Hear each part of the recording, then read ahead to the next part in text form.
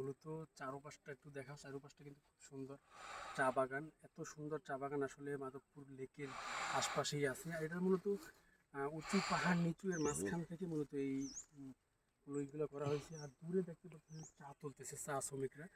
তো আসলে তাদের যে শ্রমটা আসলে খুব কঠিন একটা শ্রম। কারণ এই জায়গায় কিন্তু মূলত প্রচণ্ড পরিমাণ কষ্ট। এই যে পাহাড়ের ঢালে বসে বসে তারা কিন্তু চা পাতাগুলো তোলে। আর এর স্যালারি কিন্তু খুব কম। পার ডে তারা 170 থেকে 200 টাকা পর্যন্ত পায়। তো এটা আসলে খুব কম। যে পরিমাণ কষ্ট করে তারা, এটা আসলে খুবই কম।